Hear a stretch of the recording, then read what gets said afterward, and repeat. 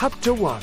A shocking release. In Kampala, the wrestling world in Uganda was rocked by the confirmation of another WWE release. At the heart of the storm was the unexpected departure of Ronald R-Truth Killings, a beloved figure in the Ugandan wrestling scene. The news broke during the vibrant WrestleFest Uganda, a major event held in Kampala's Lugogo Stadium. PW Insider reported that Ronald's contract would not be renewed, marking the end of his current tenure with WWE Africa.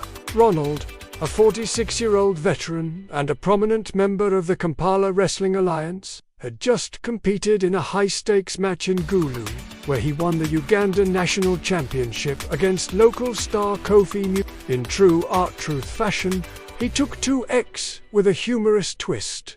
"My contract's up in 2 weeks, and WWE Africa says I owe them for borrowing their spotlight. My lawyers checked my WrestleFest footage on Netflix, and they say I should pay up. Jokes aside, thank you, WWE Africa, and the Ugandan wrestling fans. Catch me back in 13 years. The release came as a shock, as Ronald was a key member of the Unity faction, a dominant group in WWE Africa's weekly Kampala Clash show. Fans and wrestlers alike were stunned, as Ronald was a regular on television, known for his charisma and connection with the crowd. Chapter 2. The real reason behind R-Truth's exit. Confusion swept through the Ugandan wrestling community as fans demanded answers about Ronald's release. According to Fightful Select, Ronald hadn't been in trouble backstage and had done nothing wrong. Sources close to the wrestler confirmed that he was as baffled as everyone else. He was told it wasn't about trouble, a source said, everyone scratching their heads. The decision, it seemed, boiled down to budget cuts. Wrestling Observer Radio reported that WWE Africa was streamlining its roster, and with new talent being brought up from local promotions, veterans like Ronald were at risk. His age may have played a role, as the company prioritized younger stars. Ronald had recently been in a heated feud with rising star Juma Okolo, a match that drew massive crowds in Jinjia just a week prior. Despite his popularity and in-ring ability, the decision was made to let him go. The move sparked outrage, especially given WWE Africa's reported record profits from WrestleFest Uganda. Fans took to social media, questioning how a company flush with cash could release a fan favorite like Art. Chapter 3. The locker room revolts. The Ugandan wrestling roster was quick to rally behind Ronald. Known for his infectious positivity, he was a locker room leader, admired by all. Fightful Select described the reaction as unprecedented.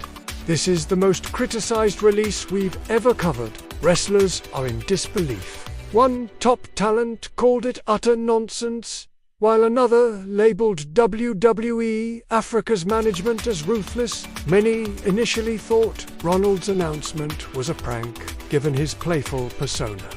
"It's R-Truth," one wrestler said. "We thought he was pulling a stunt." But as the news sank in, the mood shifted to anger. Social media posts from stars like Aisha Nakato and Musa Sentango praised Ronald's contributions, with Aisha writing, "You are the heart of the locker room. Run, we love you." Speculation arose about whether Ronald had been offered an ambassador role, similar to that of Kofi Mutibi, who serves as a community liaison for WWE Africa. However, PW Insider confirmed no such offer was made, leaving fans and wrestlers questioning the company's priorities. Chapter 4. Fans target Triple H in The backlash reached new heights when fans turned their ire on Paul Triple H Levesque, WWE Africa's creative director, during a promotional post on X about an upcoming event in Fans flooded the comments with outrage over Ronald's release. "Why post about Entebbe when you've sacked R-Truth?" one fan wrote. Another demanded, "What's the game plan?" Triple H. According to Wrestling Observer Radio, Triple H personally selected the names for release. a revelation that intensified the criticism. "He's looking at the numbers," Dave Meltzer reported. "It's about cutting costs." And Ronald was one of the picks. Fans contrasted this with the era of Vince Okello, a former WWE Africa executive, with many claiming Okello would never have let Ronald go. Rumors swirled that fans might disrupt the next Kampala clash, with chants for putting WWE Africa in a precarious position as they faced their first major fan revolt in the region. Chapter 5. R-Truth's next move. As speculation grew, attention turned to Ronald's future. Tommy Dreamer, head of talent relations for Africa Impact Wrestling, posted on X, "Ron, give me a call." Ronald, unable to use the R-Truth name outside WWE, could revert to his original moniker, Ron the Truth Killings. Intriguingly, he owns the rights to his self-produced theme song, a hit from his earlier days in AIW, based in Nairobi, with shows across East Africa, could be a natural fit for Ronald. His history with the promotion and its lighter schedule would allow him to pursue other ventures, including music and community outreach in Uganda, independent promotions in Kampala and Dar es Salaam also expressed interest, eager to book the charismatic star. Chapter 6. A changing landscape. Ronald's release wasn't the only shakeup. Earlier in the year, WWE Africa released several talents after WrestleFest Uganda, including Juma Kato, Amina Nansu, and Zubri Okath. Their 30-day non-compete clauses recently expired, freeing them to explore new opportunities. Amina, now using her real name, announced plans to launch an OnlyFans account, signaling a bold new direction. Meanwhile, at a recent wrestling expo in Mombasa, Juma Okello revived an old gimmick, donning a traditional Maasai mask to the delight of fans. The move harked back to his 2010 storyline, where he played a masked warrior after a dramatic firing angle. Chapter 7. A legend returns, and tensions rise.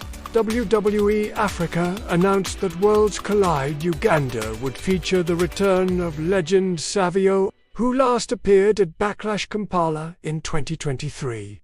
While his role remained unclear, fans speculated he might appear in a ceremonial capacity, possibly in the crowd at Nakavubo Stadium. Elsewhere, Ugandan wrestling icon Rukundo was furious with WWE Africa's creative direction. On his podcast, he criticized the booking of rising star Juma Sentamu, arguing that Juma, a former East African champion, deserved a solo spotlight rather than a tag team match at the upcoming Money in the Bank, Uganda. "Juma's a star," Rukundo said. "Why put him in a tag match? Fire the creative team and let me book my boys' match." Rukundo also took issue with the handling of veteran wrestler Gunter Okumu, suggesting a high-stakes gimmick match to elevate Guma further. If Juma wins, he's a megastar. If Gunter loses, what's next? Creatives dropping the ball. Epilogue. The road ahead as WWE Africa navigates the fallout from Ronald's release. The wrestling landscape in Uganda remains charged with emotion. Fans and wrestlers alike continue to rally behind R-Truth, whose legacy as a beloved performer endures. Whether he returns to AIW, explores independent promotions, or takes a new path entirely, one thing is certain. Ronald the Truth Killings will remain a cornerstone of Ugandan wrestling history. What do you think of Ronald's release? Will the fan backlash force WWE Africa to reconsider? Share your thoughts below.